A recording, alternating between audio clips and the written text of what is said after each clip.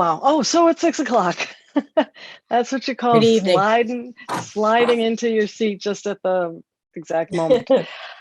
So it being 6 o'clock, I will call to order the March 8th, 2022 Wenham Select Board meeting. This is, as has been, a video meeting through Zoom, virtual meeting. We will take all of our votes by roll call, and as if you were on a minute ago, you saw this meeting is being recorded. We'll begin with a roll call attendance. Catherine Harrison here. Gary Cheeseman here. Diane Bucco here. Okay, so all that being done, if we can share the screen so that we can start our PowerPoint. The first thing on, whoop, went a little too far, I think. Can we go back to public input? So the first thing, as always, on our agenda is, after our welcome everyone, is public input for items that are not on the agenda. We like to take a few minutes at the beginning of the meeting to hear anyone that has a question or a comment or feels that they want to share something with the board. If you would like to do that and you're in the viewing audience, you can put your name in the chat, and Tom and Michelle will look for you. I don't have, well, I'm waiting to see if anyone's in the chat. I haven't looked through all the participants, but I am assuming that our recording secretary, Catherine Tinsley, is here. I am. Good evening. There she is. Thank you, Catherine. Hate to start a meeting without Catherine Tinsley being here. Do we see anyone in the chat? If not, this is hopefully not too long a meeting. We started early because we have a lot to do relative to the town meeting. So we'll move on to the next item on the agenda, which are announcements. And Tom, if you would take us through the announcements, I have a couple of notes at the end, but go ahead, please, Tom. Thank you.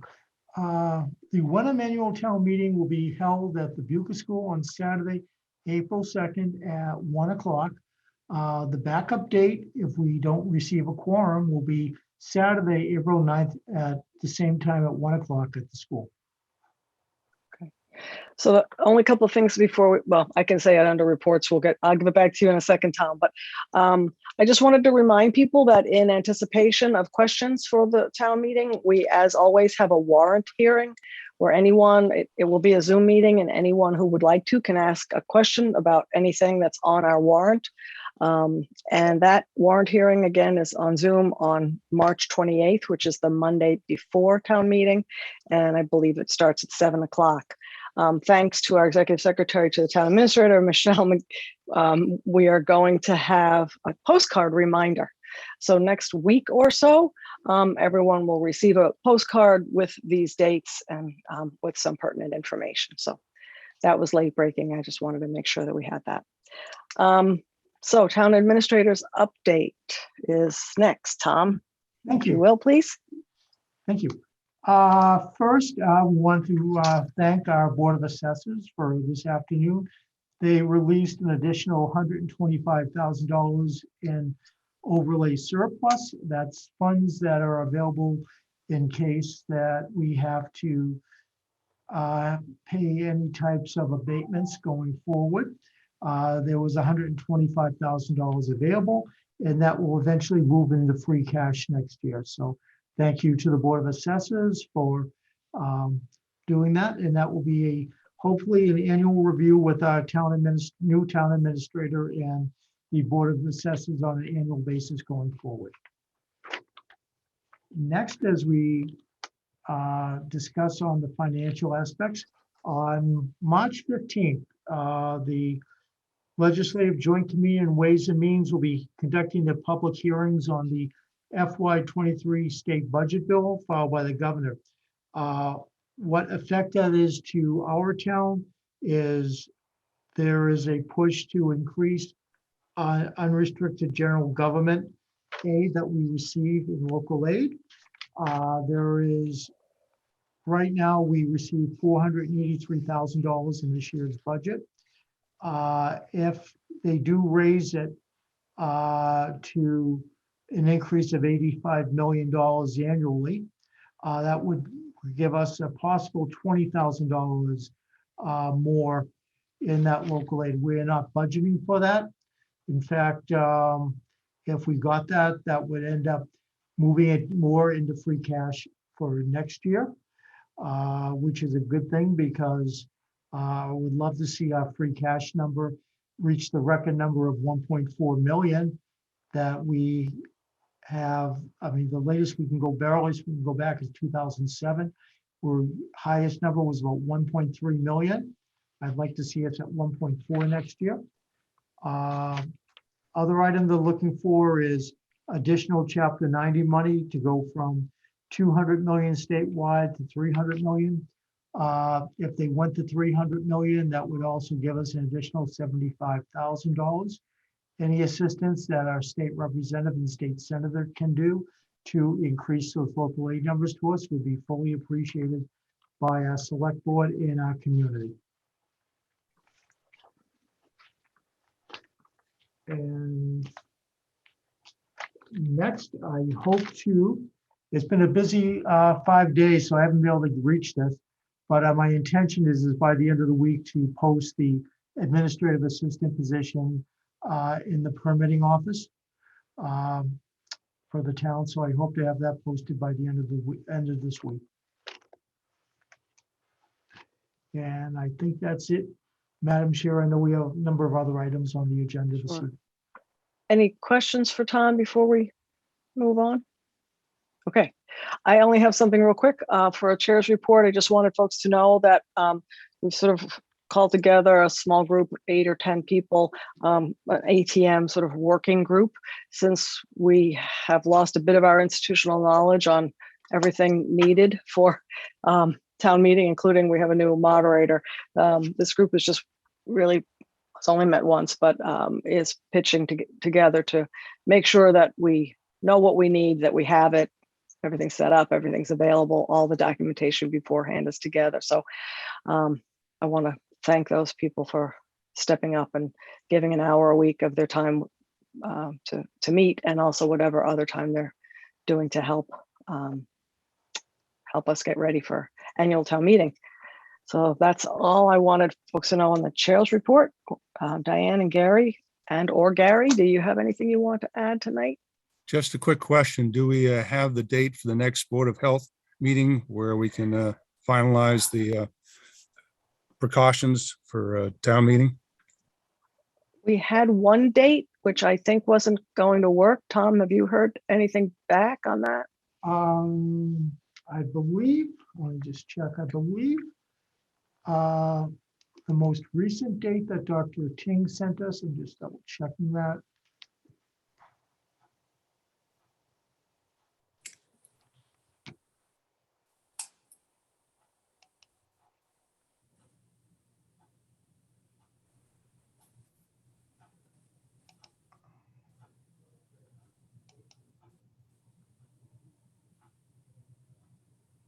I apologize, I don't have it right now, but I think it Okay. was the 16th.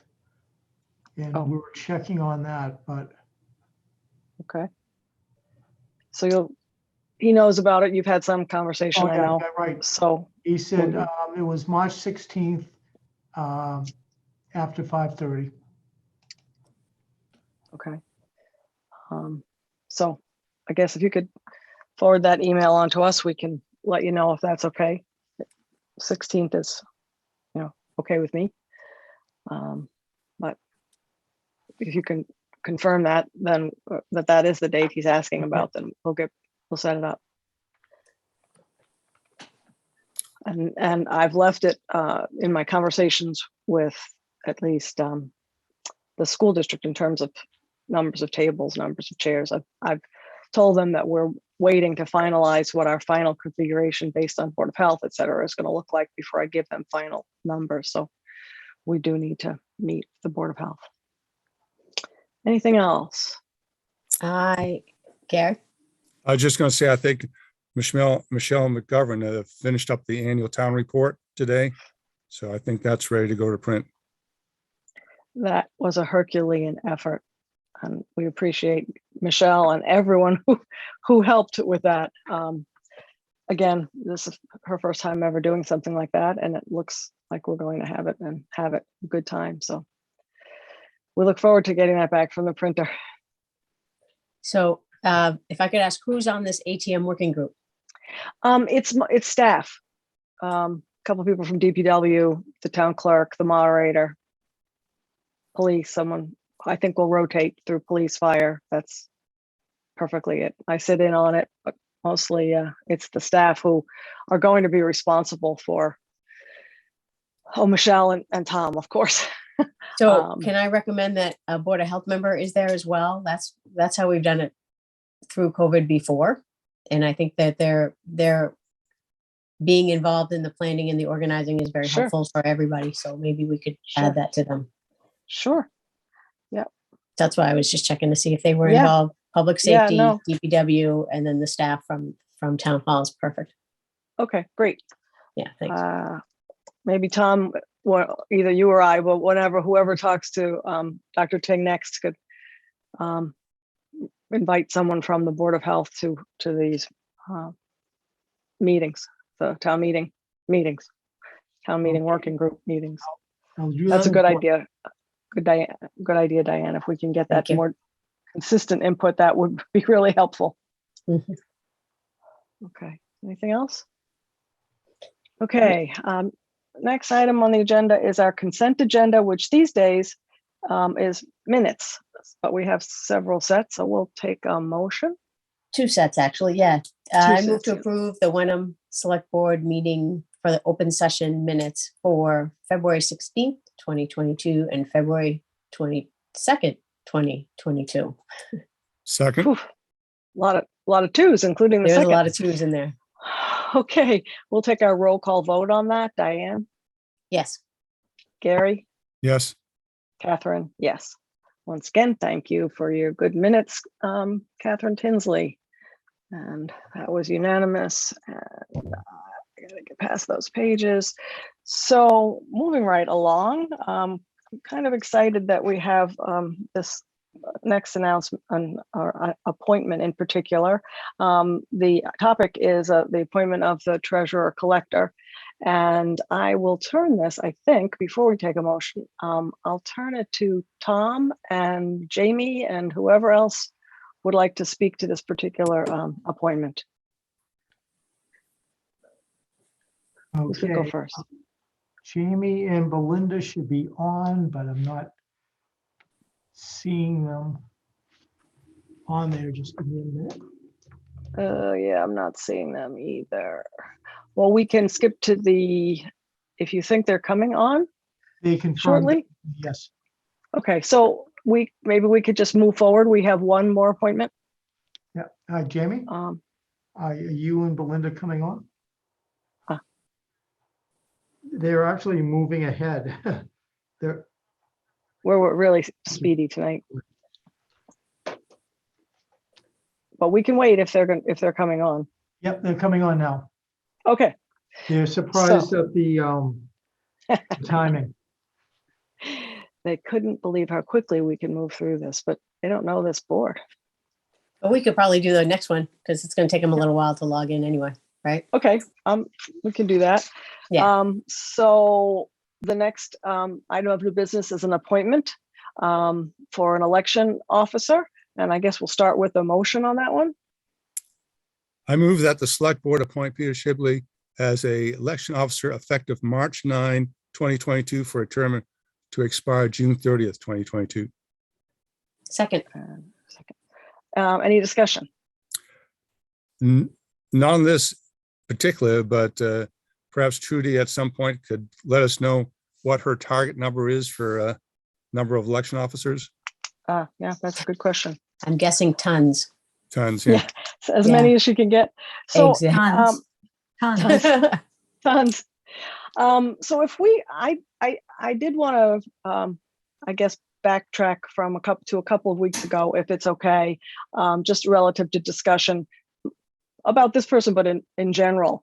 I think, do we have on the next slide the website information? Just go forward for us. Oh, no, we don't. So if you remember a few weeks, we can go back to the appointment. If I may, if you remember a few weeks ago, there was another appointment, an election worker appointment. And at that time, I don't think I asked it very clearly or spoke very clearly, but I asked if we could please postpone that appointment for a week, because we had received a number of emails from folks who were concerned citizens, and they had some concerns about the Human Rights Coalition and what input or effect they were having on town government. And I thought it would be worthwhile to take a moment to educate, well, I guess myself and us, especially as we're relative to appointments. That didn't end up happening that night, but being the perseverant person that I am, I think what's important for us to do and to communicate as a select board is the best thing that we can do relative to concerns that we get from members of the community is to try to answer them or explain them. Whether we agree or disagree is not really relevant. And so for me, it was, okay, there's a concern about election workers or election officers. And so what we, I think, as a general select board can do is to ensure that the process that our election officers follow, and also our process for appointing, is as open and unbiased and fair as possible. So to that end, I looked, Trudy provided me, and I thought that we were able to screen share this, but anyway, it's in our packets and anyone can find this online. Trudy yes? Me. Somebody came in, so I missed what you were saying, but I can put that up on the screen now. Oh, okay, that'd be great. It's a little long, I'm not going to read it. But she had put up what her criteria was, sort of a job description for an election worker. And so I thought it might be useful to allay some of the concerns that we got in our emails, at least around this issue. There were other issues that I think we should discuss and address later on. But directly from the website, what I got from reading this is, I'm going to wait for here. It's coming. There it is. Was, our town clerk's call for any interested resident. She cited the law under which this, residents, students in particular, can work elections.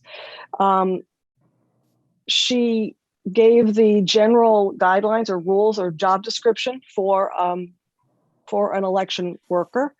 And then also talked about some of the, attributes that might be helpful to do that job, and expressed sort of what appeared to me a very open interest and excitement to have volunteers, even though there's some willingness to pay and a flexible schedule. So to me, what I would be looking for in any process, and I think this one fills it. So I answered my questions about the concerns that some of our community members have, is this feels like it's a clearly stated job description.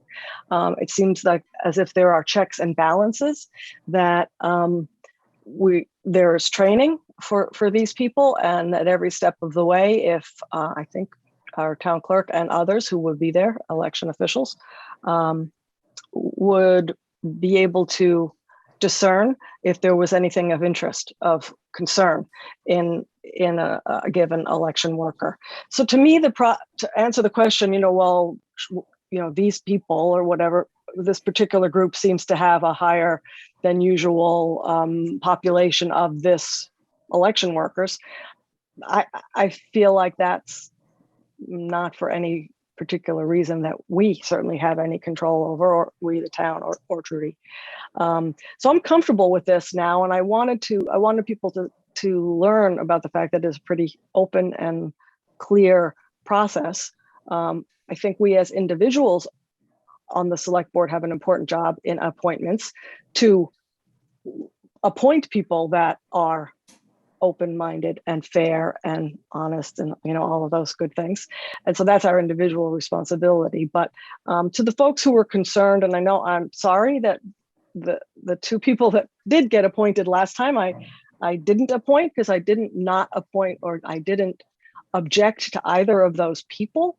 I just felt like we'd just gotten those comments and they were deep concerns and we needed an opportunity to respond to them. So anyway, that's all I have to say on that. This is just some thoughts on election workers in general. And I think it does, it now goes back to the actual appointment that we have before us. So we have a motion. If we can, well, we don't have to go back to that page, but we have a motion. It's been seconded to appoint Peter Shibley as an election officer effective March 9th with a term end date of June 30th.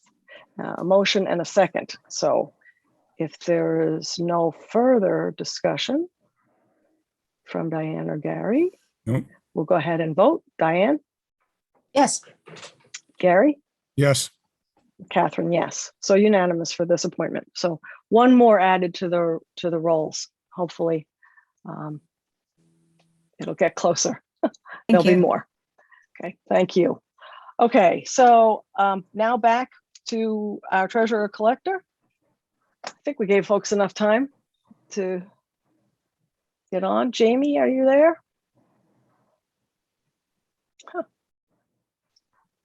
Hi, yes, I'm here. Okay. Okay, Tom, do you want Jamie to do this introduction, or do you? What do we? I just wanted to introduce the person. Yep, Jamie can do that. Jamie and I interviewed 3 candidates last week, and they were enjoyable and interesting interviews. During the process, though, Belinda Young, our acting treasurer collector, rose to the top of that, and Jamie and I pleased to recommend her as the new treasurer collector for the town of Wenham. And I'll turn it over to Jamie at this point. Thank you for being here, Jamie and Belinda. We appreciate it. Thank you, Tom. Belinda has been with Wenham for the last few months. She was here on training the previous treasurer collector, and then she came on as interim, and from the applicants, she was the strongest. Together, we've done a lot in the office to clean it up. I think the two of us with Janet are going to make a triple threat in here, so we're excited to have her on board. Belinda, can you share with us? We have your resume in front of us, but and we're very excited to see it. Can you just share with us a little bit of your background, more for the folks that in the audience? Sure. So yeah, as you can tell from my resume, I have 9+ years as a treasurer collector. I was an assistant treasurer collector for 5, and now been a treasurer collector for 3 years. I'm mass certified treasurer collector, and I have a lot of experience in both payroll and benefits, as well as the treasury side of the treasurer collector job. So I think that helps in this case, because not every treasurer collector's office is responsible for payroll and benefits. So it's helpful that I do have that experience. Sure it is. Okay, well, while we have Jamie and Belinda, before we make the motion, is Diane or Gary, do you have any questions or comments on this recommendation? I Diane? would just say that Gary? the resume matches up against the job requirements very nicely. Certainly does. And Diane? with recommendations from both Jamie and Tom, I feel like this is going to be a great addition. I couldn't agree more. Belinda's, as Jamie said, a familiar face to those of us who hang around town hall occasionally, but will be new to to many of our residents. So it's nice to put a face with a name, especially in this crazy world. So if there's no other discussion, we'll take a motion, please. Can we swap slides here so we can get the dates, right? Yeah. Can you There go you go. back? There we go. I move that the select board appoint Belinda Young as treasurer collector effective April 1st, 2022 for a term to expire March 30th, 2025. Second. This to me is a great appointment. We would be happy to have Belinda on, not on, stay on. And I agree with Jamie. Jamie and Belinda and Janet are very strong finance department. So that's my only additional comment. Take any other last minute comments and then we'll just take a vote. Okay, so we'll take a vote. Diane? Yes. Gary? Yes. Catherine? Enthusiastically, yes. So welcome, Belinda. Thank you very much. Thank you, Thank Jamie you and so- Tom, for doing the work. Thank you Thank so you. much. I look forward to working with all of you. Great. Thank Thanks for you. stopping by. Okay, thanks. Bye. All right, take care. Thank you. Wow, it's kind of nice to make an appointment. By the way, the select board by statute appoints the treasurer collector. Normally at that job, the department head and the TA would work together to make the appointment. So it was really just a recommendation to us because we have a statutory responsibility to appoint the treasurer collector. But it's not. This wasn't a hard one. She knows Wenham really well, which is nice. Be very little learning curve. Okay, moving along.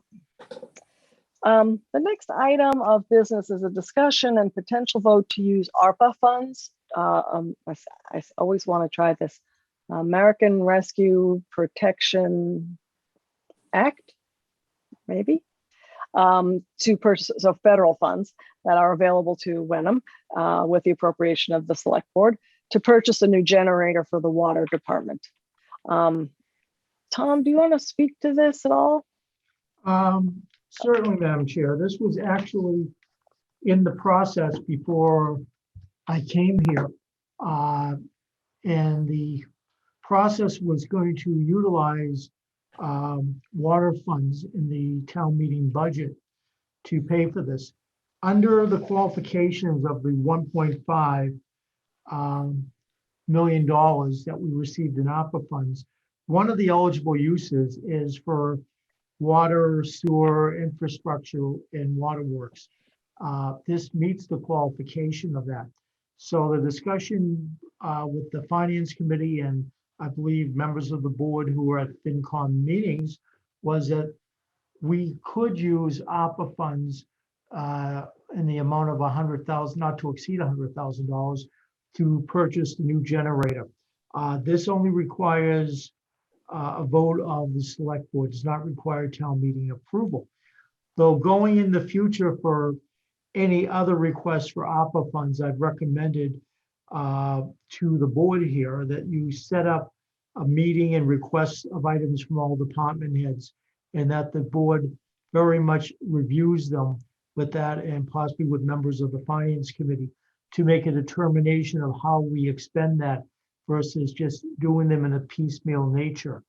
But since this was already an item that was going to be placed on the town meeting warrant, and this seemed to be an available way of utilizing ARPA funds without basically putting it onto the taxpayer, it was recommended to utilize ARPA funds for this need.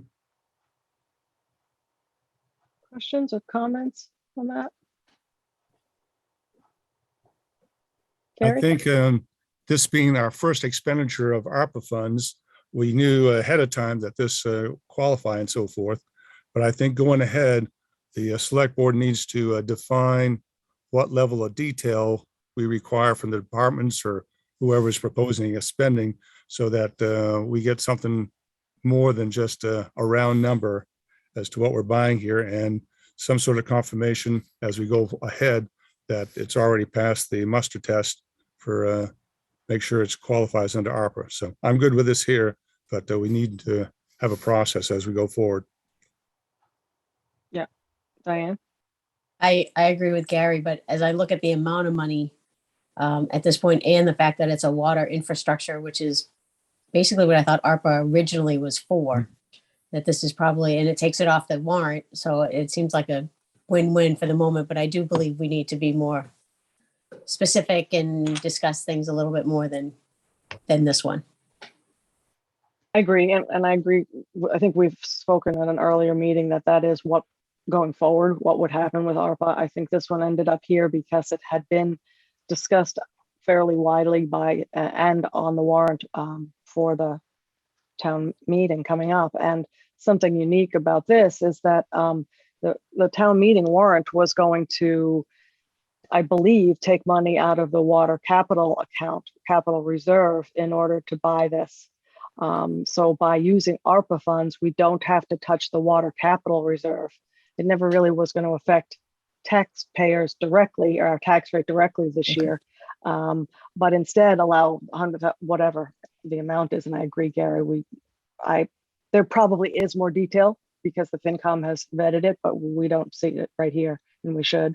But it allows $100,000 to stay in the capital reserve account for the water department, which, seems pretty compelling to me since we've been trying to build that up. So that's my only thought on that. Ready for the motion then? Yes, please. I move that the select board approve use of ARPA funds not to exceed $100,000 to purchase a new generator for the water department. Second. The only thing I also remember, and maybe we can confirm this with Jamie, I thought I heard Jamie say at a FinCom meeting that she had already spoken to Powers and Sullivan and that this particular item is eligible, just in case we were worried about that. So we're ready to, I guess we have a motion, a second. We'll move to a vote. Diane? Yes. Gary? Yes. Catherine? Yes. So unanimous to do that, and comments noted for the future. Okay, now on to the main event. Tonight, well, we have two main events, I guess, left, but the next main event is to review the warrant articles for annual town meeting. I'm not even sure what version we're on at this point, but I'll thank in advance Tom and and Michelle and Jamie and everybody else who has had input in this. We're kind of fortunate because the FinCom went through this warrant last night, and as always, the first group that really studied something fleshed out a few dates and things that needed to be updated. And because Tom is very efficient, he's included, I think, pretty much everything here. And really our goal is to, I guess, answer any, sort of last minute questions that we might have on these articles. We'll go through them one by one, but this is our opportunity, if we can, to recommend an action to the town meeting on each one of these articles. So, and we have that motion, which we always have trouble with, but Gary's a good motion maker, and it's really, again, we're recommending or not favorable action, but we can go through them one by one, perhaps, Tom, just on a general basis. Is that what we want to do, folks? Sure. Yes. Okay, so maybe you could just review. I mean, it's the board's pleasure. We can read each one of these articles, or one of us can take turns reading them, or we can get a summary. What do folks want to do with this? I don't think we want to read the entire multi pages. So I think if we each have just a comment on each article as we go, and I'll make the motion on each one when we're ready. Okay. So Tom, maybe you can just give us the top level information of what we're looking at on for say starting with Article 1. Yep. Article 1 is your annual operating budget. We are very pleased to say that we do not have a structural deficit for FY23, and the budget is balanced, and we are balanced without utilizing free cash for this budget that's being utilized for one-time capital items, which is the way that government financial offices are recommending that you don't use free cash for operating budget. So I'm very pleased to have our financial team and our financial Finance Committee recommending this budget, Article 1 going forward. Comments, Diane? So I do have, it just doesn't make note of the vocational or the North Shore Regional Agricultural Technical School. But I know it's included in the budget, but it doesn't really mention it at all. I can add that, Diane, this morning when I'm just doing some wording changes, not necessarily changes of the article, but I can. Right, right. Yeah. So really just in the first paragraph, not even the commentary, you could just change it to regional school districts, because isn't the vocational region, I don't know, just hit me. But that's awesome that the operating budget didn't need any free cash or override. It was well done. And as I said earlier, with the appointment of Ms. Young as our treasurer collector, I won't be with you. I won't be in spirit when you're doing the budget next year. But I would anticipate that we could possibly increase our free cash amount going forward with enhanced review of our revenues coming in, and that's generally a function of the treasurer collector. If I may Mary? say, you're certainly welcome to come back next January, February to assist. That would be great. I don't have it on my calendar to come back in November. I I'll always talk put it on January. I'll talk to the 3rd, wife. But no, I appreciate it. I'll come back for lunch though. That's good. Gary, any We ready comments then? on that? Oh, yeah, we're Okay, ready. I move that the select board recommend favorable action on Article 1. Second, Can you, Oh. well, can we just include the name, because Okay. sometimes articles, I Article move 1. that and the just- select board recommend favorable action on Article number 1, annual operating budget appropriations, town and schools. And second, we have a second. Okay, I have no further comment except to say this is the first time in as many years as I can remember that we have not needed to use free cash to balance the budget. So that's quite an accomplishment. So that's my only comment. Otherwise, I think we're ready to vote on that motion to recommend favorable action. Gary, Yes, Diane, yes. Catherine, yes. So recommending favorable action 300 on Article 1. Article 2.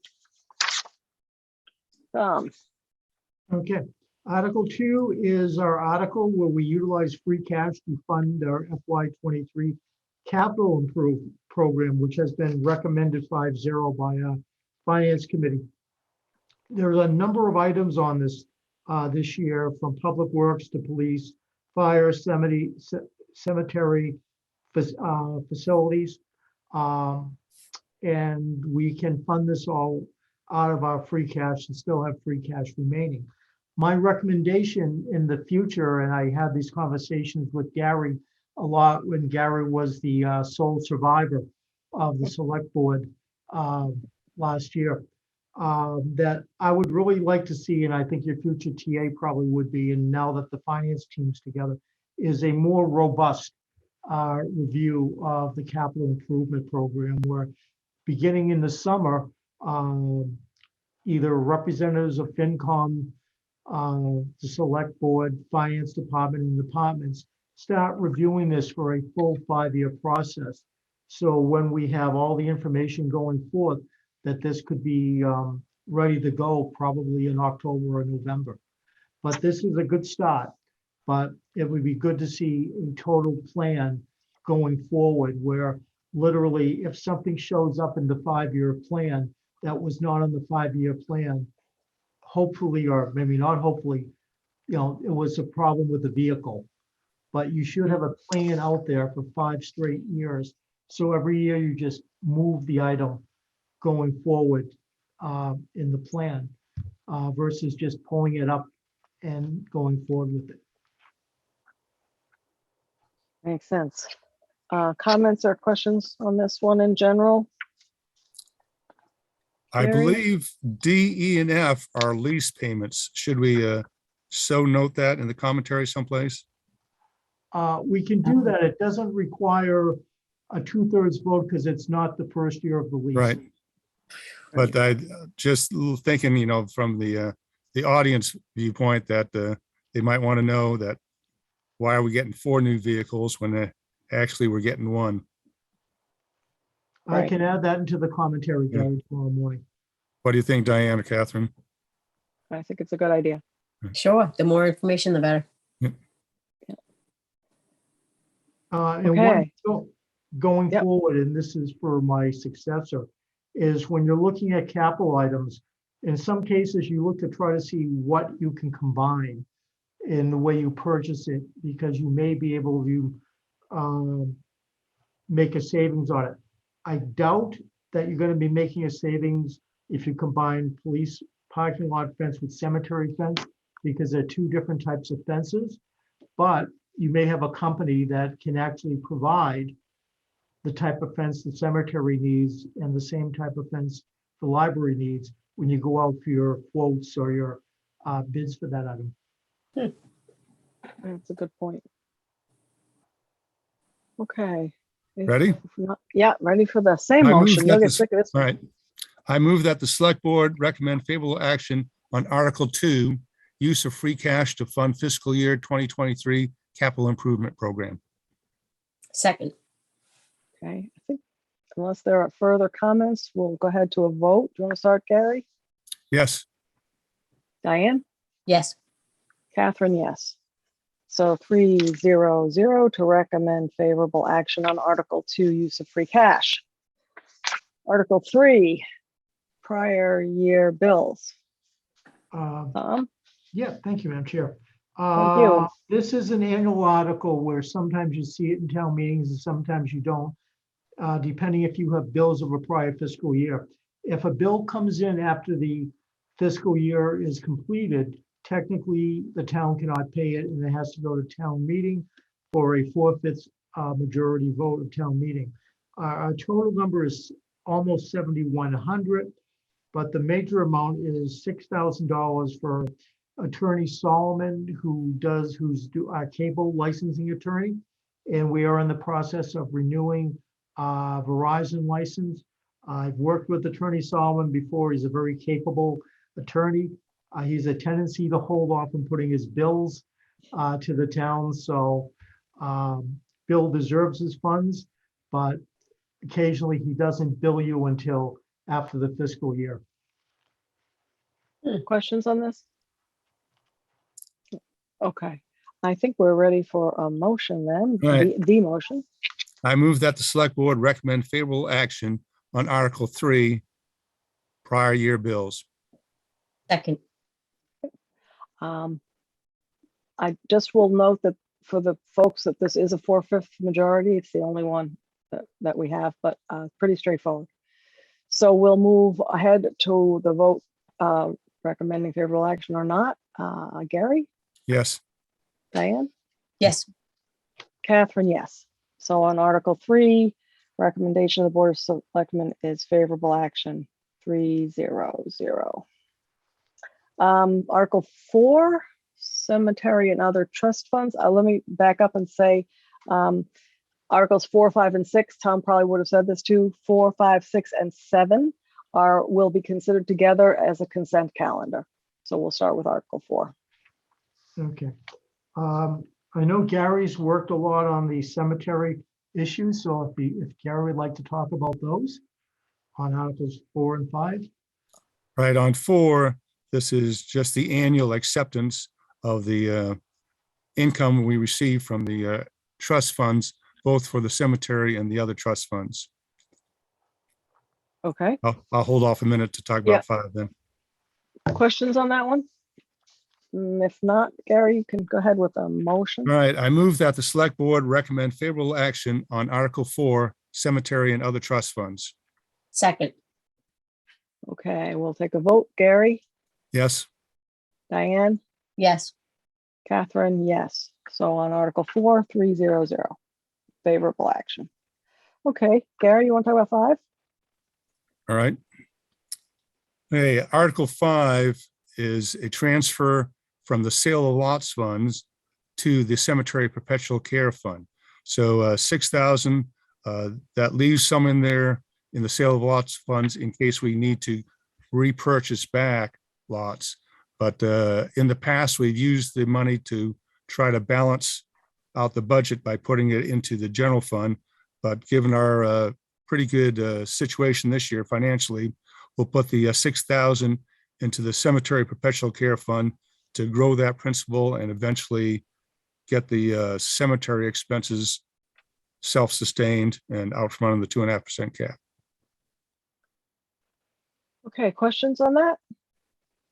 If not, Gary, we'll take that. All right, I Motion. move that the select board recommend favorable action on Article 5, cemetery sale of lots transfer. Second, Okay, a vote. Diane, yes. Gary, Yes, Catherine, yes. And before we move to the next one, it's just been noted to me, I can't believe all of us missed this. All of these, and this is a Scrivener's error, not substantive. If we're making any changing any typos, the wording is recommendation of the Board of Selectmen. Yeah, So we need to- all of those should probably be recommendation of Select Board. Okay, So, my I know fault. you gotta, Oh, Totally wasn't my mine. fault. No one Some- else to some blame person- but Well, we've all seen it 12 times, so none of us, we're still not used to it. But okay, so we're all set with 4 and 5 having to do with the cemetery, recommending favorable action. Article 6 has to do with water. Yeah, thank you. That is transferring our 35,000 from the water operating budget to the water capital reserve account. It's very simply taking money literally from your checking account, moving into your savings account. And for the water capital reserve funds that's utilized, when there is funds that we need to utilize for our capital work, for pipe work, or anything else that we're planning of a capital nature. Okay, questions or comments on that? all At right. some point we'll, okay, I'm sorry. Go ahead. I was Nope. gonna make a joke, but I'll I refrain. move that the select board recommend favorable action on Article 6, transfer from water operating budget to water capital reserve fund. second, Okay, pretty straightforward. We'll go ahead with a vote. Gary, Yes, Diane, yes. Catherine, yes. So Article 6, recommendation of favorable action 300. Roadwork, Chapter 90. Thank you. This is an annual item that's on all town meeting warrant budgets to utilize the available funds that we receive from Chapter 90 state for state roadway funds. This year, we're still estimating about $150,000 from the state. That's been the general standard number. It's a formula that the state uses to fund us. It's based on road mileage, employment, and population. In my career, I've been lobbying to try to increase with others to increase from $200 million to $300 million. If the state would appropriate $300 million, that would give us an approximately another $75,000 here. But 150 is a help, plus the fact that we do budget 85,000 for roadway work, the regular capital budget. I do recommend to my successor that going forward that you probably increase by at least by $10,000 annually in the capital budget, your roadway work, because that's something that you can't run away from. And it's always good to be increasing that if you can for public works maintenance for our roads. Okay. Comments or questions? If not, Gary, motion? I move that the select board recommend favorable action on Article 7, roadwork, Chapter 90 funding. Second, Okay, all in favor, Diane, yes. Gary, Yes, Catherine, yes, 300 and unanimous. The next article, if I'm right, is CPA. And Tom, I believe that you have invited Patrick to the chairman of the He should be on CPA. there. Again, I have such limited visibility here. Oh, there he I is. am here. Patrick, you did such a great job with the FinCom last night. and I'm sure they appreciated your presence. If you don't mind taking us through Article 8, CPA Not- preservation appropriations. Not at all. that'd be They great. actually made me read the article, so this is Oh, much nicer. Yeah, we won't make you read it. So there are four parts. The first is just a standard transfer. First of all, let me step back. We took in $450,000, $611, $450,611 in local receipts this year. We received in match just over $400,000. Our return was 88.9% for CPA this year. Absolutely phenomenal. I'm Phenomenal. told that's what it's like. It was like in the beginning, but just great numbers to see. Right. So, and that's because we're a 3% community. Right. So the first part is just transferring 10% of the monies to each of the buckets: the historic resources reserve, the open space and recreation reserve, and community housing reserve. And then that leaves $596,000 to go into the general fund, and 8,500 of that is set aside for administrative expenses. That's part one. Part two, we're familiar with, that's town hall debt. And I believe we have 6 years left on the debt, possibly 7. But that's coming off the books very shortly. Item 3 is the community house is upgrading or rehabilitating the walkways into the area. So this is a historic application, and our monies will be used to redo the handicap access ramp and railing, 2 lights on the walkway on the stairs as you come up, recapping the stairs to make them accessible or more friendly for folks, and then also replacing the flagpole, which is weathered. That's $75,000, and Hamilton is recommending $150,000 to town meeting. And then Article, that was 3. So 4 is $46,850 to Wenham Village Improvement Society to rehabilitate the tennis courts. So the tennis courts have cracks and they'll be resurfaced. They're going to cut some of the trees, the tree roots, which cause the cracks, and resurface. And I believe it will add 10 years to the usable life of those courts. Okay. Questions for Patrick on anything having to do with their recommendations for the? And all votes were unanimous. Not all members were okay. present at all times, but all votes were unanimous. Okay, good to know. Okay, Gary? If you'll scroll up, I move that the select board recommend. I favorable have a action- question. Oops, sorry. Oh, well, I'm sorry. Question go ahead. for Patrick. So we have an 88% return this year. What has been our return in the past couple of years? Do you remember? So it just recently, so the legislature just increased the fees 2 years ago. So last year's was great. Last year's, I do have it. I even have it right here. I do have it. Okay. I believe last year was more in the 50% range. Yeah. So this was a But great 88 bump. was huge. Yes, there was so we normally get 3 rounds because we're a 3% community. If you're less than 3%, you only get 1 round, and that return was 44%.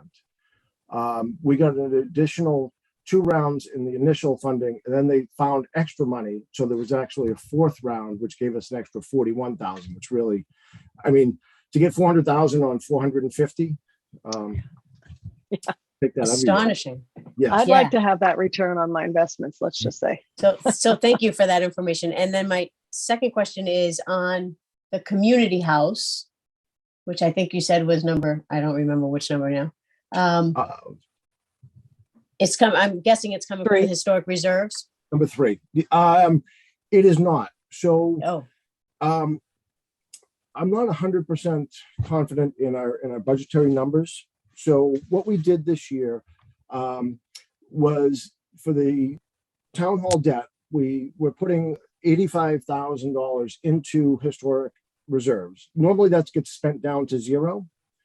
There is some residual money there, but the 86,000 will clear that out and pay off the debt, and then use the, I believe it's 29,000 from the general fund to pay the rest. And then we still have 6 or 7 years left on the debt. So we'll clean out the balance in the historic reserves. And everything else is going to come from the general fund. So we just put 595 in. So we know that there's plenty of funds to cover. Oh, okay. I thought they had to come from certain sections, and I didn't know. I saw it noted in one, but not the other two. So that was my question. Well, There it's are assigned. only but- certain things that can come out of each bucket. Right. The community house and town hall debt were both eligible to come out of historic reserves. I believe there's a couple $1,000s in that account. But just to be safe, we said, let's just use the funds that we are bringing in this year, knowing that there are ample funds in all the accounts. Okay. All right. And so, because then the WVIS, the tennis courts would probably be from the open space and recreation. Is that what that is? No, so Or open we're space just- and recreation, historically, we've reserved only for open space. Okay. The largest balance is in the general fund. Is in the general fund. So that's what that's what you just said. Sorry. Yeah. And then my Yeah. last question then, I'm so sorry. I have so many questions. Oh, of a no, sudden. all good. Is why does it have to be contingent back to the community house on the Wenham Historic Commission when it's in Hamilton? So, Good question, Diane. you may remember that we, last year, we amended our prior year's article for the heating system for the community house. Mhm. As part of that, we received a historic deed restriction on the property. Oh, that's right. And the agent of the town holds it, and the agent of the town is the historic commission. So they oversee. And at the meeting at the FinCom last night, Harriet Davis was there and did say that they've already approved the project. I had forgotten about last year. So thank you. Thank you. Sure. I got it. I'm all done with questions. Other questions? If not, I think we need a recommendation vote on each section of this, the way it's written. So it's on Article 8, 1, and then 2, and then 3 and 4. So Gary, it's four actual votes, I guess. All right. Can we scroll up just a bit more so we got the title? There we go. So I move that the select board recommend favorable action on Article 8 CPA reservations and appropriations, Part 1. Second. Okay, all in favor, Gary, Yes. Diane, Yes. Catherine, yes. So we're good on that. And Next. the same verbiage, Part 2. You still have to do that. Okay. Copy and All right. paste. Copy and Second. paste those words. Okay, all in favor, Gary, Yes. Diane, Yes. and Catherine, yes. So we're unanimous to recommend. That's the town hall funds, correct? And same verbiage, if Catherine Tinsley has it, and I know already, for Part 3. The community house. Second. Okay, for a vote, Gary, Yes. Diane, Yes. and Catherine, yes. So unanimous for recommending favorable action for the community house funds. And Part 4, recommend favorable action for rehabilitation blah. of the WVIS tennis courts. Number 4. And I'm going to abstain. So I think I'll let Okay. you second. So I'll second that. And Gary and I'll vote. So Gary, Yes. Catherine, yes. And one recusal or abstention? I'm not sure I know the difference. I was just thinking I should know. Okay, Recusal, I No, think. it is a Recu- recusal, I think. Okay. Diane, can so- you cite your reason for the minutes, please? Yes, Why because you're- I am a member of the WVIS. Thank you. Actually a member of the board, right? Of the board of the WVIS. Recusal. So one recusal. Okay. Can't just so say because I that- don't want to. No, sorry, no jokes. No. No jokes. I know we're being serious tonight. So that I think covers all of the CPA recommendations to the town meeting. Anything further on that? If not- One thing. Yeah, sure. So I do have I don't have the percentages that we got for the last years, but in 2021, we got 400,000 this year. 2021, we had 244,000. So great increase. And the year before that, it was 191, and then 147 and 115. So it's grown steadily and then exploded this year. Right.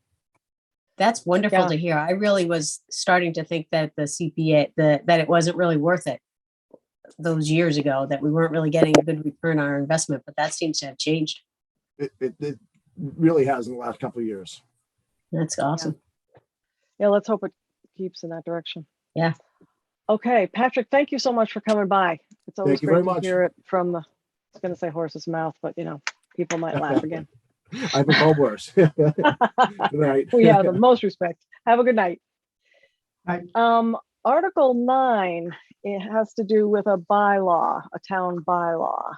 And again, Tom, if you could just give us an introduction, I think it's pretty straightforward. Straightforward, yes.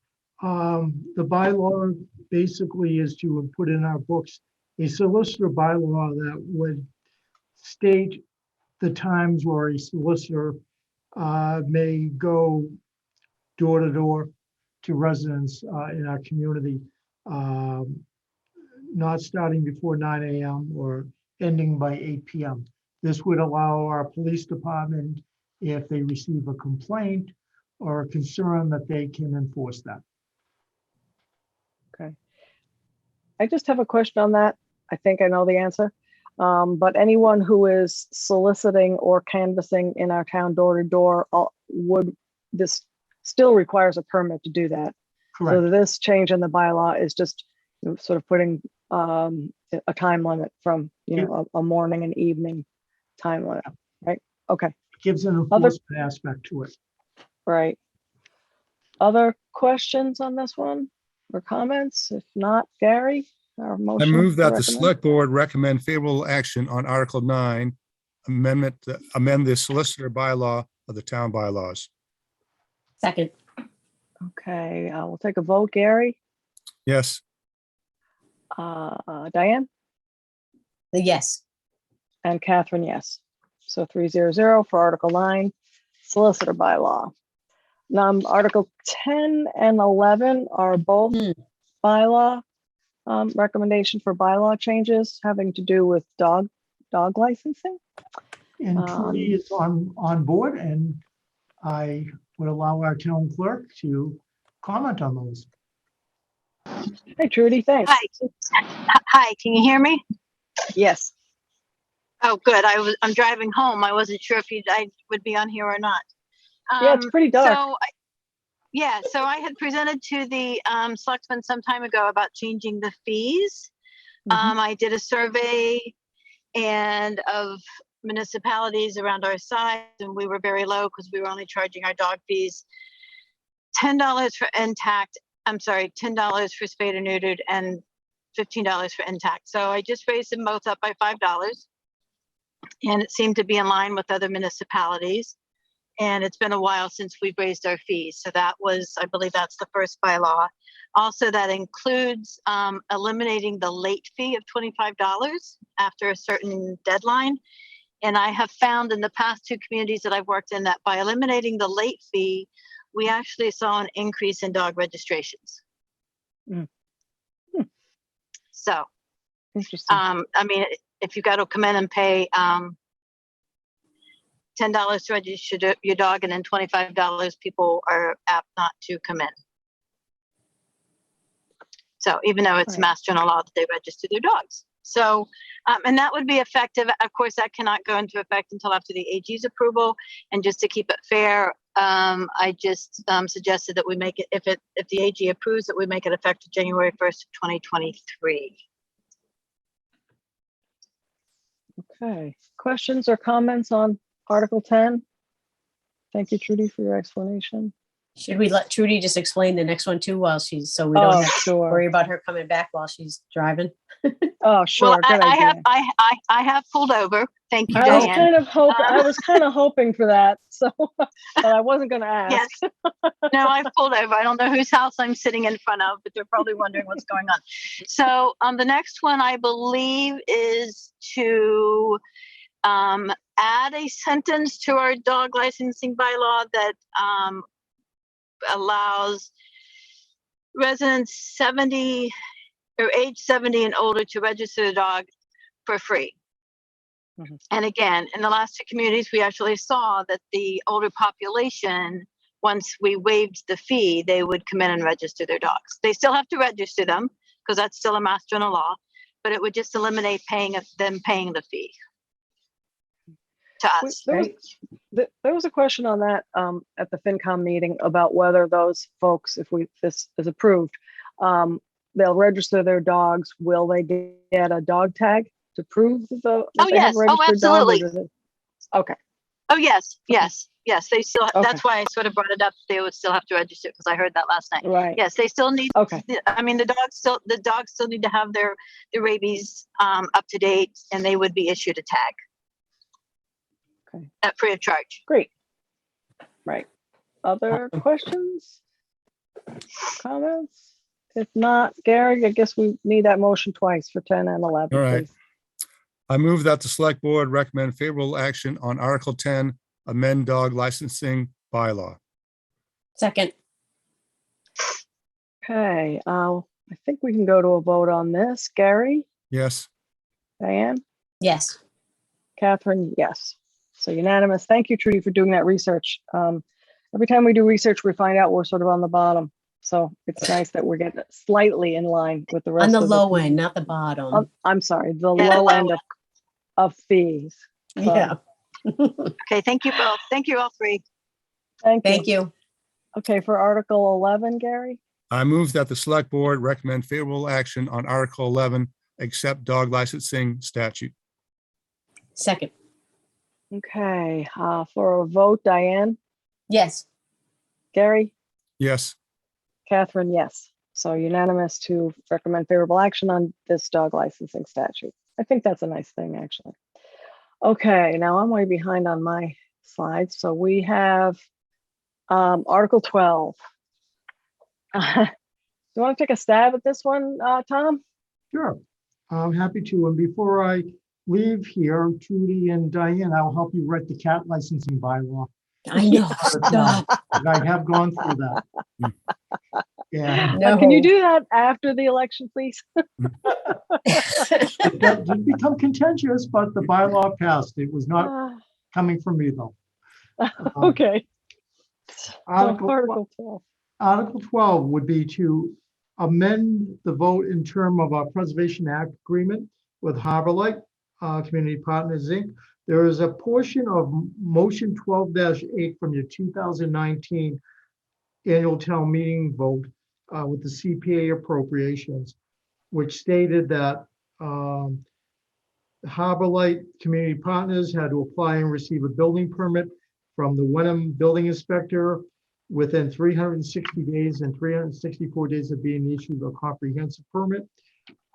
They were not able to meet this timeline. I know this was discussed with the board back last fall when it wasn't here, which requires an amendment to the agreement from the 2019 vote to insert that their deadline would be February 1st of 2022.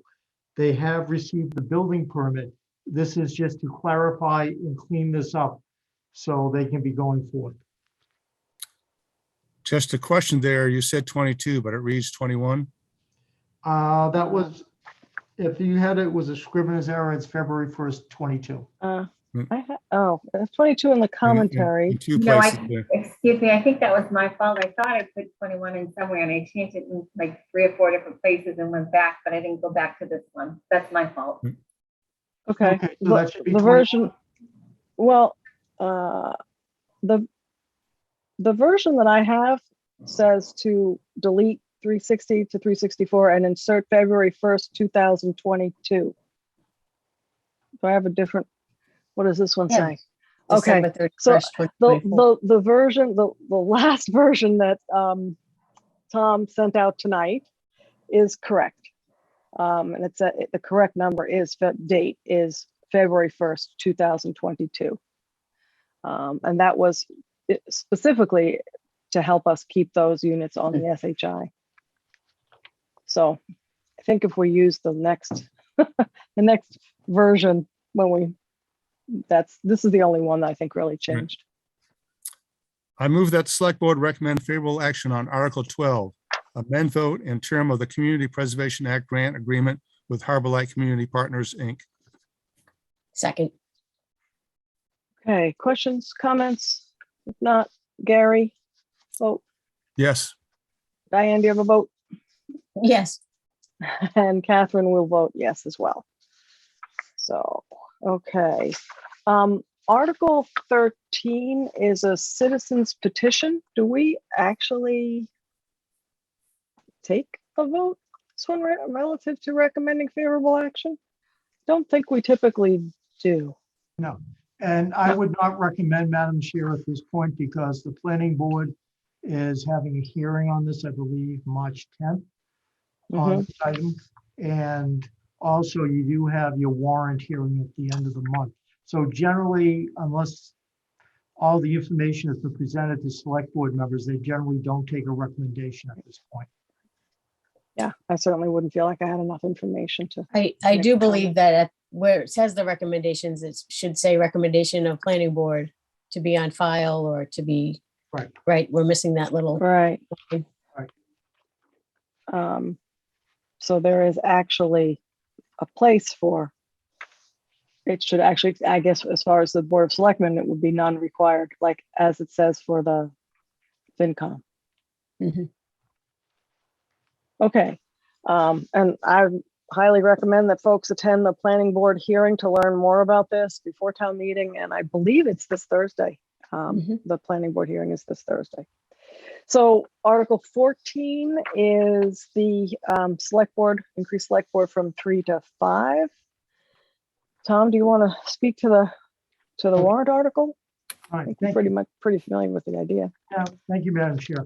Sure. This technically, the last article, with the exception of the election of officers on the warrant, would be authorizing our legislators to file legislation to allow the town to move from 3 to 5 select board members. The keys are here, and this is just need to have the recommendation of the board because we went through a lot of this at the last meeting. One town meeting would vote on this in 2022. After town meeting, our legislators would file a bill to authorize the town to do such based on an upcoming town election, correct? That there would be an election to approve this following the election approval of the legislature. The question or the issue is, when do we do that election? And going forth is, when do we elect the 2 members? I know the language that was coming forward from town council had recommended one where you can vote at the annual town election, similar to a recall election, to go from 3 to 5. And also on that ballot, you would have candidates for those separate seats. You would have the candidate for the regular 3-year seat, and then you have separate seats for the new members, a new 3-year member and a new 2-year member for the seats. But that would also be simultaneously at that election. Should the ballot fail to expand the select board, the election for the 2 new members would be technically irrelevant. They wouldn't be counted. So just need, what the board, the key is if the board wants this as a 2-year process or a 3-year process. The way council had put together was to be a 2-year process. I have to say, I'm a little baffled. I thought we made this decision last week, and I thought it would state that here, but it doesn't seem to state it here. I'm sorry, Diane, state. State what we decided last week. I believe what stated last week was you wanted to go, was it the 2-year process? I believe it was the 3-year, unfortunately, right? Well, I don't think it guaranteed a 3, but it's not exactly what's written here either. Right. Catherine Tinsley, do you have handy the motion that we talked about sort of endlessly at our last meeting relative to this? I know I have it somewhere, but I'm wondering, Catherine, if you can find it. I do, if you give me a moment. Sure.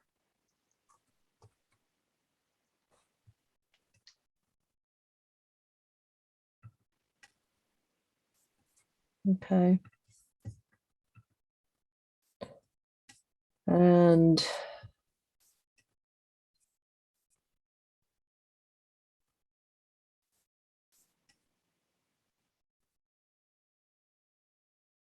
your motion last week was voted 2-1 by roll call to require an election to decide whether to accept the increase from 3 to 5 in the number of select board members. Following enactment, acceptance will be presented at one next election, and the new positions will be elected at the following next election, with Ms. Harrison voting in the negative.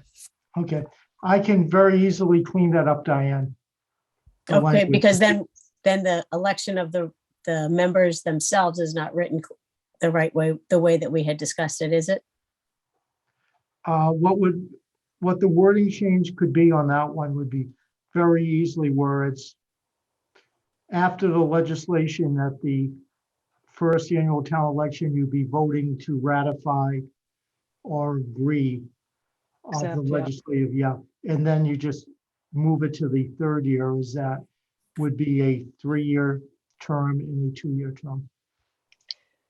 But Yeah, that's, and I think I actually possibly inserting the motion wording, which we took from something, might be useful because it wasn't necessarily three years. It was 3 consecutive elections, if I recall. Yes. Right. Mhm. But you have to So- include the term of the new individuals.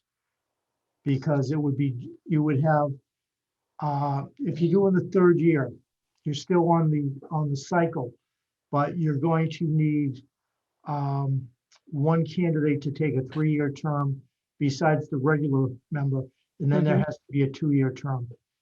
And Right. that's listed in the last apparent paragraph. Right, the I ballot can, question. I can shift that. Yeah, all right. Yeah, but it doesn't say it that way. In this paragraph right here, it says the one that gets the highest votes gets the 3-year, et cetera, et cetera. That's just not what we said. No, At we all. said separately. Oh, no, Yes. the way it's worded is, then the candidate, because I have it split there as that the 2 additional board members, maybe it isn't written as clear, but it was to be 2 additional board members, one for a 3-year term. Whoever gets the highest votes for the 3-year term gets that seat, and whoever gets the highest votes for the 2-year term gets that seat. It may not be- Oh, okay, I Yeah, did that's misunderstand okay. that. Yes, that wasn't as, Right. yeah. Yeah. Okay, I'm sorry. Yeah, Okay.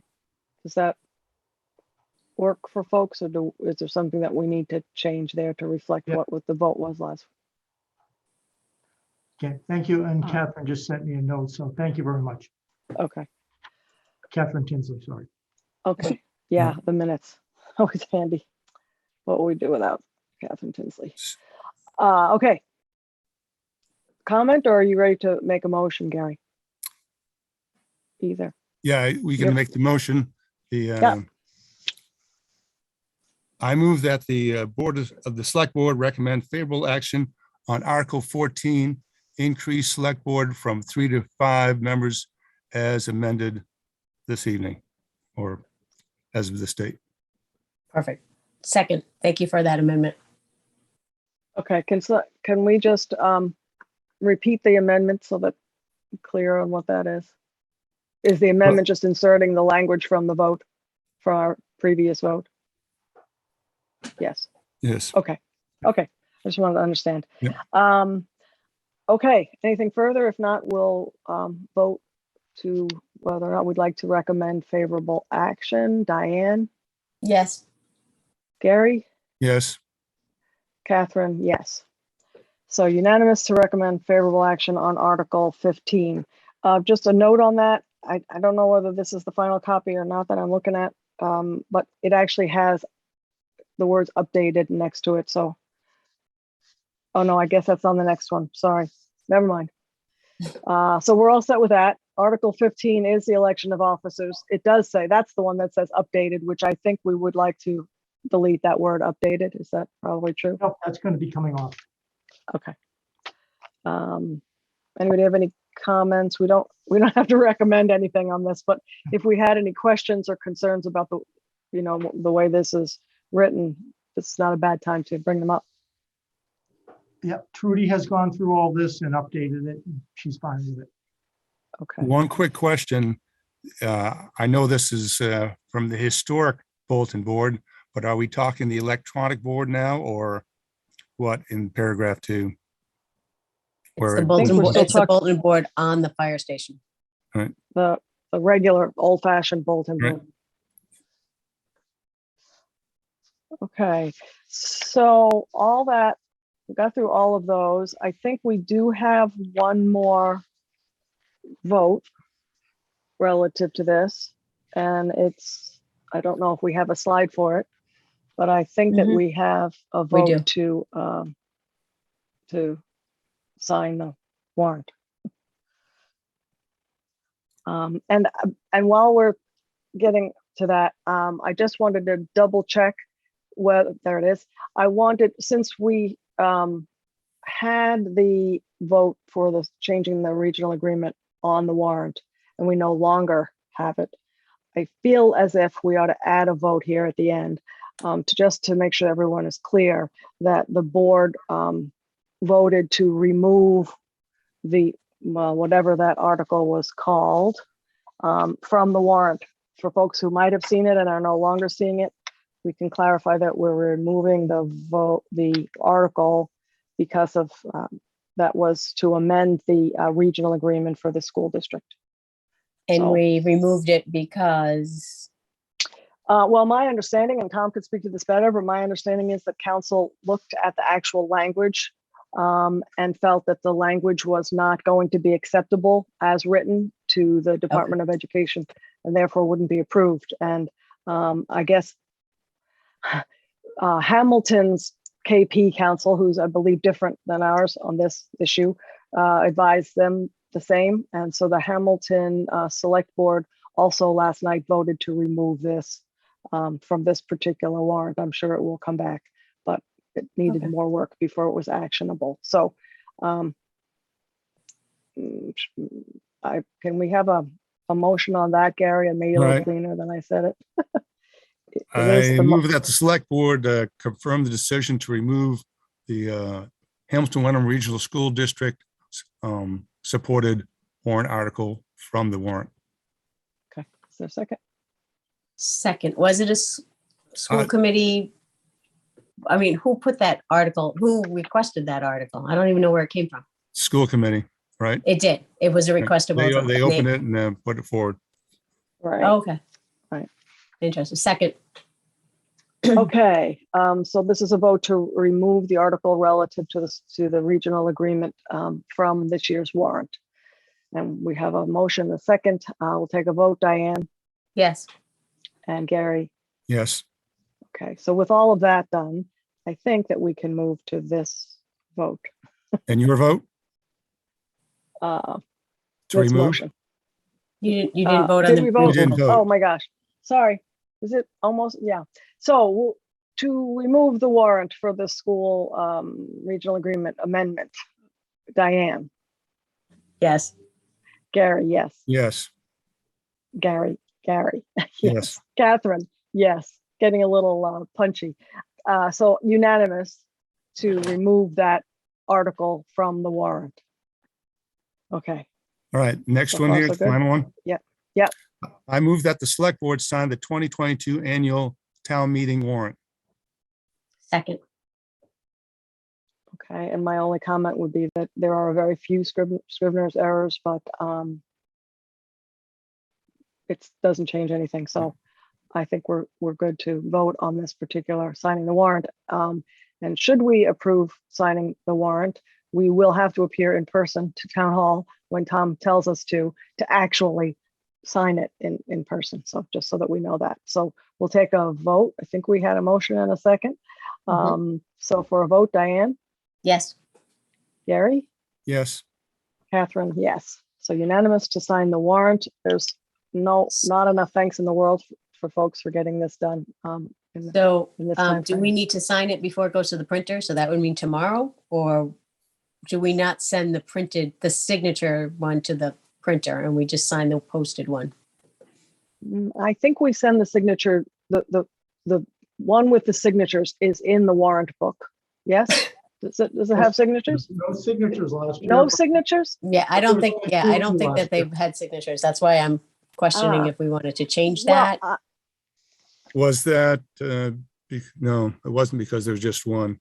There was No, I just don't think it was No. ever so really I signed. feel it's probably because we're always up against this deadline.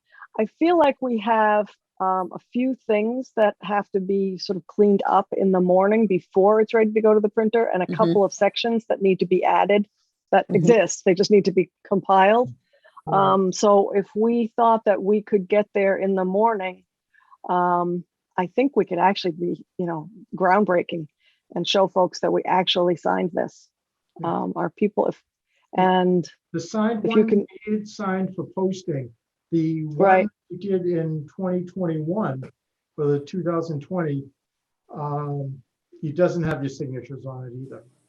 They've never been sent to the printer with signatures, I don't think. I wonder why. Yeah, always late. maybe. Yeah. Okay. Maybe. So if we need to go in and sign it at some point, I feel like if it can be made available to folks in the morning, can the three of us, can we get there in the morning, do you think? Yes, What Diane? time would it be ready to sign? Well, I think, Just add one thing, excuse me. I yeah, checked the printer today, and the warrant book, he doesn't need the warrant book until Friday for print. 'Cause I can send it Friday for printing and mailing and the rest. Oh, well, okay. I'm a little anxious about that, to tell you the truth. I don't want to give us too much more time. I'm not worried about the printer. I'm worried about the fact that he will send out the warrant books through the postal service, and having it, if we can send it tomorrow, it just gives the post office one more day.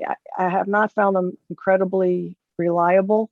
So Right, that's okay. just, I think the printer is right about that, from his point of view, but seems like we have the ability to send them. We're going to send them as soon as we can.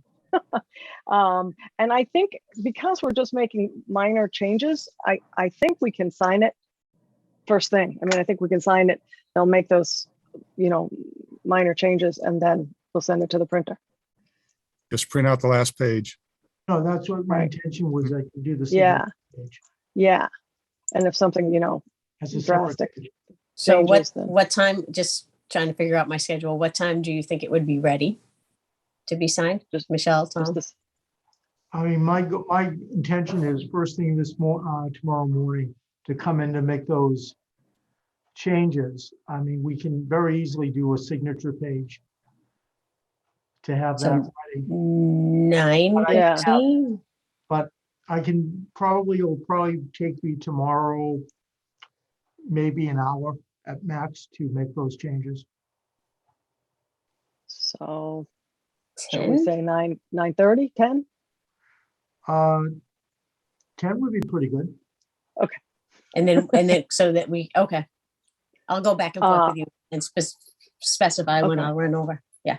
Yeah, because in the meantime, as I said, the finance report has to be put in there. There's some financial information that has to be put on the end. So we're done with the actual articles, but Right. there are a few other things that have to be done. Your portion is, yeah.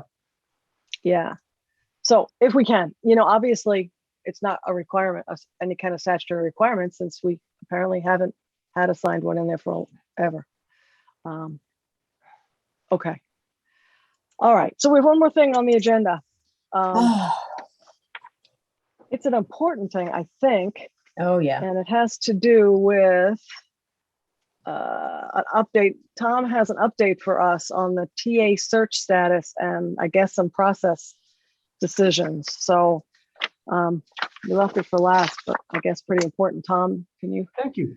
take that? Thank you, Madam Chair. As we closed for applications for the permanent town administrator position, we received 23 applicants. Oh, sorry, Well, there's one of them now. Sorry. just had me turn my daughter off for giving me a birthday wish. Oh, right. Wait, before we go any further, today is Tom's birthday and he's here with us. So I'd like to wish him a happy birthday and thank him for being here for us on his birthday. So thanks, Here, Tom. here, yes. Happy birthday. Thank you very We much. could sing. Or not. Okay. I've spent more birthdays with select board members than my family members. So, but thank you very much. Okay, so I'm okay. sorry. Yeah. But we've received 23 applicants, which comparable to a number of other communities who are looking, it's generally the ballpark that they've been looking at. Reviewing the resumes and applications, we probably received 3 to 4 that actually met the qualifications that the board was looking for. When I speak qualifications, I'm not talking about the intangibles. I'm talking the basic qualifications to be a town administrator. They were either a town administrator or an assistant, or they were upper level department head for that. And no disrespect to all the other candidates applied, there was a big gap between those 3 to 4 candidates and the next level who, for all intents and purposes, did not reach any of the qualifications for the position. This is something that actually a lot of towns are seeing at this point regarding who they are looking for to be town administrators right now. So what I bring before the board, since we've now reached the level of having the resumes and applications in, is how you wish to go forward with the screening committees. From my observation to meeting the qualifications for this position, you probably have 3 to 4 candidates that could reach. What a screening committee usually goes is that the company that is doing the search would recommend, there may be 23 applicants. We recommend that you consider these 12, and then the screening committee would say, okay, these are the ones we're going to interview. But from what I've seen at this point, only 3 to 4 generally meet your qualifications.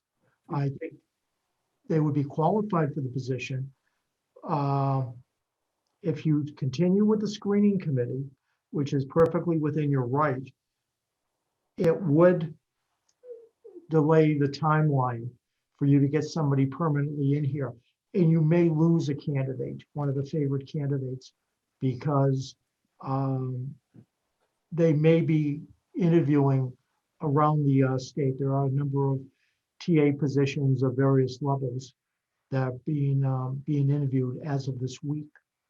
So I'd leave that to the board. If the board wishes to continue with the screening committee and going forward with that process, it may delay, I shouldn't say delay, that's probably the wrong term, but you may be appointing a TA in March, not March, May, late May, where if you do not have a screening committee and just go with these 3 to 4 as your finalists, you could be appointing somebody in mid to late April. But I leave that to the chair to begin that discussion. Okay, well, so I'm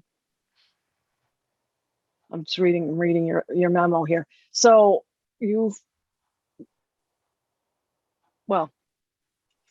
so here's the discussion, I guess. I think what I'm hearing Tom say is that we have 3 to 4 candidates that meet the qualifications that of people that we would want to interview.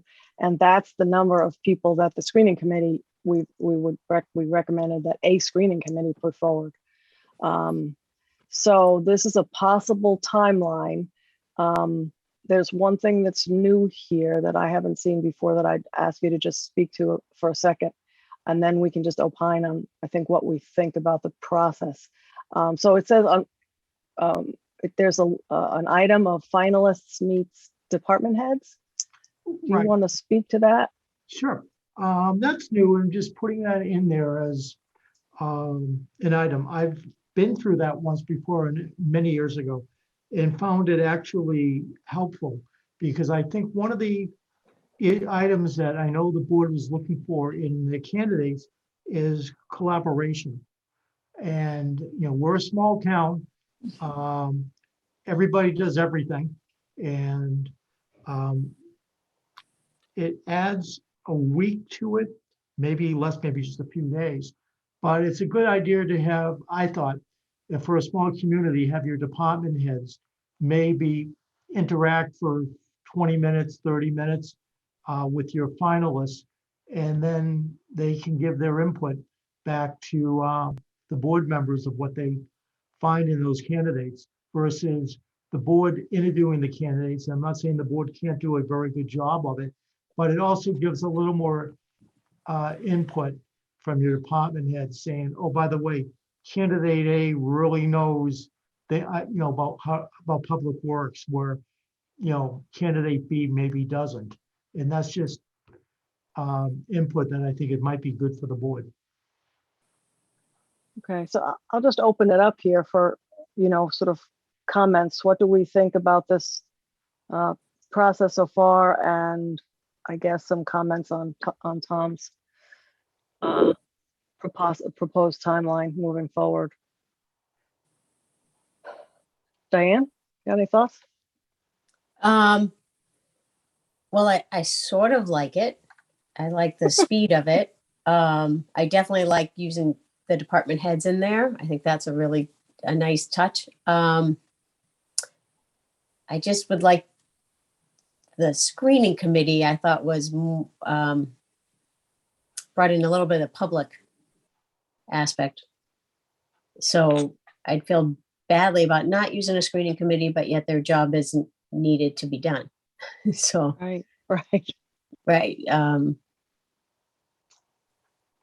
Diane, I wonder if there's another way. Again, these dates are even a little spread out, but I wonder if there's another way where I've heard in other towns, a finalist meets with, sort of would normally have a meet and greet, a real life meet and greet, but I wonder if there couldn't be an evening or an afternoon or an hour or whatever, where the finalists meet the community and the community gets to ask questions. Because I hear you. That's one of the reasons we had a screening committee. But when I look at this, I think we asked them to recommend 3 to 4 candidates. And I will say I'm very confident in and appreciative of Tom's work here because not only is he as qualified as any consultant we might have hired, he saved us money, and by looking at these applications preliminarily, he just looked at them from our point of view. So he wasn't looking. He didn't have 4 other communities he was doing a search for and trying to figure out which applicants went where. So I'm confident in his selection of whatever 3 or 4 of those people are. Gary, thoughts? Yes, I think I'm very comfortable with Tom's selection of the 3 to 4 and then it's going to be our final decision anyhow. So I think given the turnover, we might as well just go ahead as a select board, do our interviews and make our selection. But I do like the having all the department heads, interview or meet with the candidate just as a second look. So I'll go with what we have here. Okay. Okay. Madam Chair, how that would run, Gary, and when the one time that I was in that process, it wasn't a group meeting of the department heads. Each department head met the individual finalists. So literally, somebody took them around to each department. We scheduled it, but, you know, the finalists would meet with Chief DiNapoli, and then they would go on and meet with Chief Kavanaugh and going through that process. Generally, the one time I did it, it lasted 2 days, but we're a smaller community. We can do it, you know, in 1 day, you know, going forward. I found it great. And all I knew was when I did it, the department heads actually met together and gave a recommendation to the select board. Select board didn't follow it, or else I would have been there. But Okay, the truth will out. but it worked. I think it worked very well. It also, because when you were looking at creating a screening committee, you were looking at for some town employees to be on that screening committee. This, if you went without the screening committee, this also allows them a way to be involved in the process. So question for the board. I think I'm feeling a consensus around this, you know, this general process. In the past, when we have interviewed people, we've done it over a couple of nights, perhaps, you know, 2 a night. And we haven't necessarily done them a week apart. As a matter of fact, we've done an extra meeting so that we could have them close together, with a concern that Tom mentioned earlier, that some of these folks might be in other searches, and we don't want to drag out the interviews too long. So what do folks think about that? This looks like it's got a 1 week time frame for the interviews, but would we be, do we want to do 1 a night or 2 a night and over 2 days in succession? Just so that we can kind of, I guess, narrow down the process. Are we planning to do these individually, one-on-one, or the 3 select board on each candidate? I think we need to do these in open session with Yes. all of us together, Right. with one candidate at a time. Correct. All right, so let's get the resumes out to us. And then I think it's probably partly the decision. I think we're generally available as to when the finalists can meet with us. Okay. Okay, so this timeline also, Diane, do you agree with that?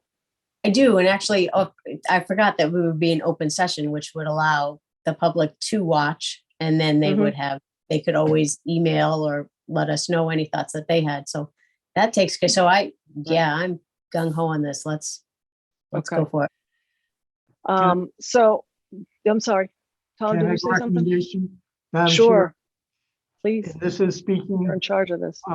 I'm telling all the tricks of the trade to you.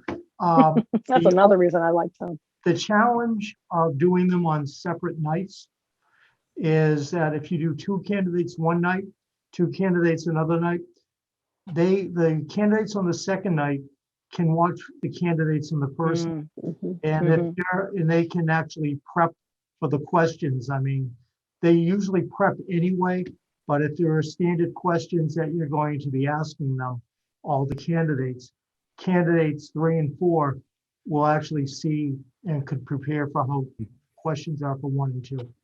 Just a thought.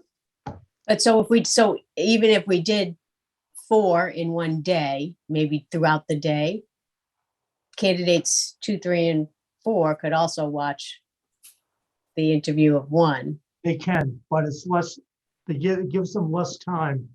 to prepare. You're right. Okay. Yeah. So we would try to do as many of the interviews at the same general time as we could. Yeah. Yeah. Okay. So I noticed that your timeline matches up with Tuesdays, you know, with our general meeting dates. But if the board is interested, and since the deadlines are all passed for the applications, and sounds like you've chosen the 3 or 4, if we had those resumes before our meeting on because our next meeting will be the 15th, then does that help us in the sense of if we had the resumes, we could, announce finalists that night and decide when we want to do the interviews? Or are you contemplating you just give us the resumes on the 15th? What I can do, what you generally do is, if we're not using a search committee, screening committee, is I can submit the finalists to you. You cannot publicly announce it until the 15th. So, you can review them, you can, if you're comfortable with them, but you have to take a vote on the night of the 15th to, quote, accept them as your final. And then if that's the particular case, and we have pretty much the idea of when the board wants to do interviews, then literally the next day, we can contact those individuals saying, here's the times or dates for your interview. So it actually, if the board wishes, you could actually move that up a little bit within the 48 hours of posting the interviews for your postings. So, I mean, this literally, the schedule that I put together is a comfortable one, but you can compress it a little more if you want. So would we like to see the interviews a few days before the 15th so that we can be ready on the 15th to vote on who we'd like to move forward as finalists, Gary and Diane? Yes, I think Gary? let's get the resumes out so we can read up on them and then be ready on the 15th to vote the finalists. And thereafter, Tom can, as soon as possible, set up the interview day. Okay. So we'll get 4 resumes and we'll be Yeah. prepared. And on the 15th, we won't announce the names until we decide 1, 2, 3, 4, who's going to make it to the finalist round. So Right. we'll call them candidate 1, 2, 3, 4, because they're not public until they're finalists. Is that correct? Right. I would recommend 4 in case one drops out. Okay. Yeah, True. even if you feel that 1, 2, and 3 are higher than number 4, it's always a good idea in case one drops out to have 3 candidates. Okay. Okay, so I think to your point though, Diane, I have the same question. So we'll have the resumes and our intention is to name the finalists. But we will have to, we technically would be deliberating on them, on who we want to vote to be finalists. So I think we're just, so I'm not sure how that works. Normally we would be sort of given, these are your finalists. You can vote to accept them and publicly announce who they are. Right. Okay. Okay. With no So the comment. candidates. Yeah. So the candidates 1 through 4 until we all say, I accept these candidates, and they are Tom Thumb, Peter Pan, whoever. Right. Right? Yeah. Okay. You'll take the vote in basically just alphabetical order, saying, these are the 4 finalists. Generally, if you're okay with all 4, it's probably better just to take a unanimous, a 3-0 vote going forward, and not to discuss any type of preference. You can say that these are all qualified, these are all good candidates, qualified, whatever, but you really shouldn't go into detail about candidates A, B, C, or D. Until we Right. interview them. Correct. And so interview questions or interview plan, when will we work on that?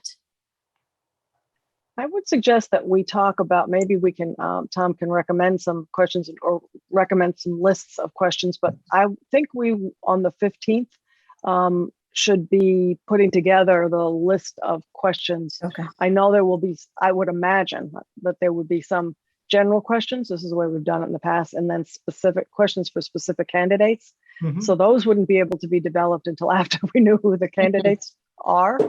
But maybe we can do some of that at least on the 15th so that we can be ready for Right. interviews. Does that Because sound right? I think when you review or look at the resumes of the candidates, there will be differences in their experience or where their specialties are.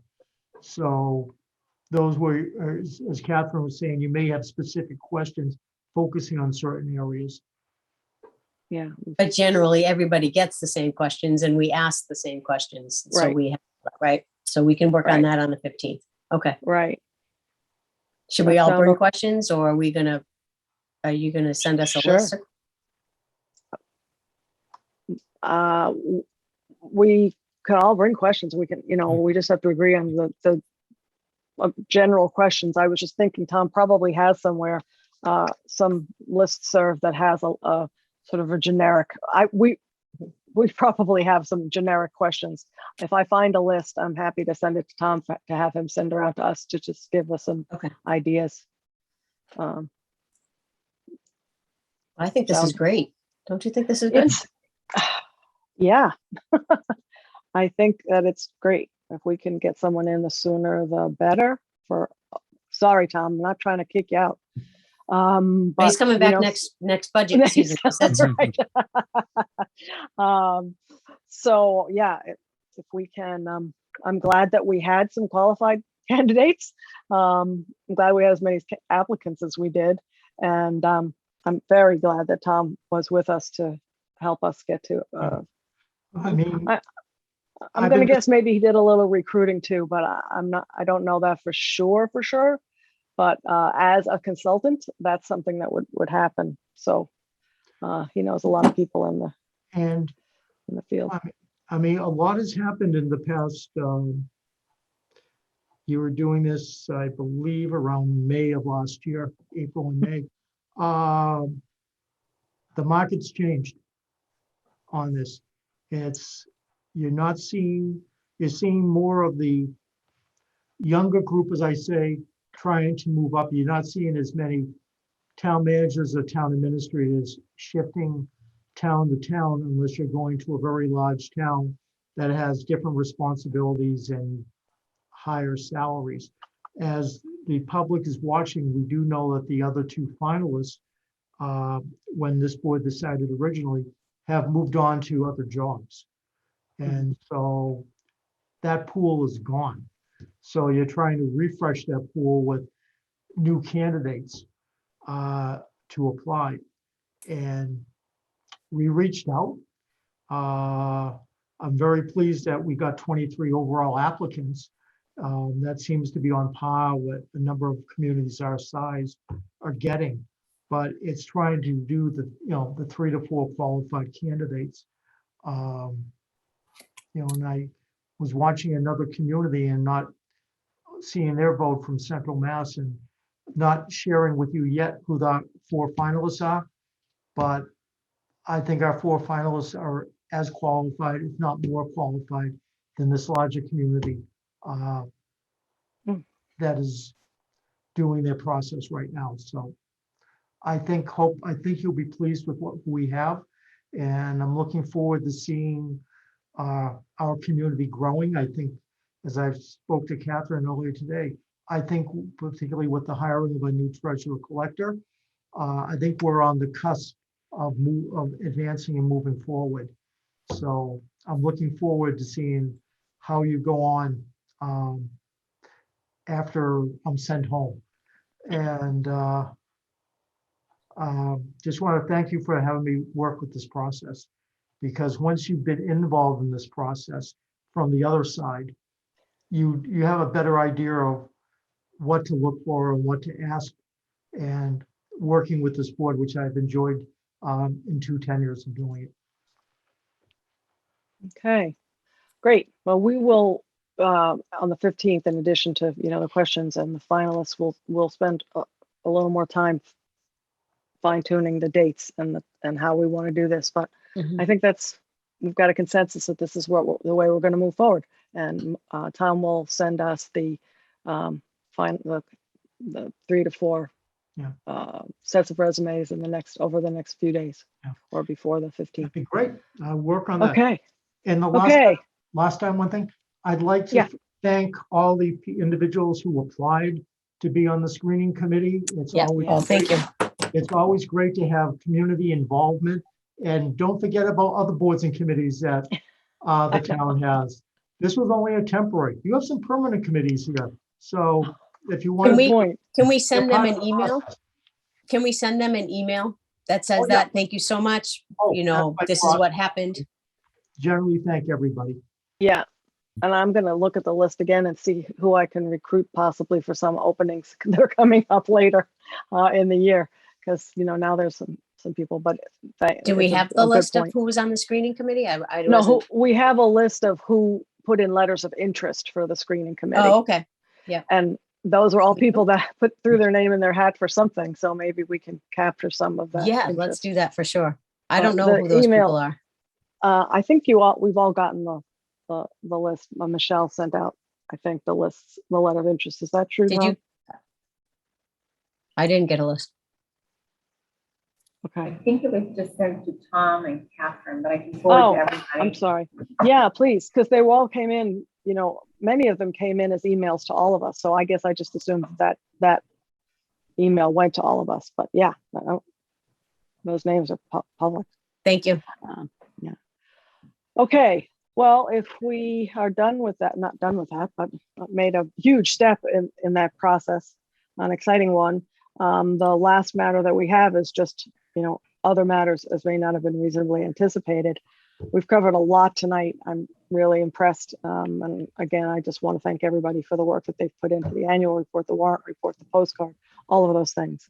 And just mention, as we've said every week, that we do have meetings scheduled for the 15th and the 22nd. So that's next Tuesday and the following Tuesday. And we have already gotten a preview of some of the things that'll be on next week. But it looks like, at least until town meeting, we're probably going to be meeting, have something to talk about every week. We'll send out agendas as we have them. Is there anything else we need to talk about tonight? Great meeting. I'm getting a question about the warrant hearing. The warrant hearing is at 7 p.m. on March 28th. It will be a Zoom meeting, and the Zoom link will, I guess I should say in general, we need to do some updating on the website relative to this town meeting. Now that we have a warrant, folks should check the election section or the town meeting section of the website, and that's where we'll post the Zoom link for the warrant hearing on the 28th. Okay. And we can take a motion, I think. Yeah. So I move to adjourn the meeting at almost 8 o'clock. Wow. 7:57. Okay, I think we can proceed right to a vote on that. Gary, Yes. Diane, yes. Yes. Diane, listen, I'm voting for you, Diane. Is that Thank okay? you. Diane Bucco, would you like to vote? Yes. Yes. I'm sorry. Catherine Harrison, yes. So unanimous to adjourn at almost 7:57 p.m. Thanks again to everyone. We'll see you next week.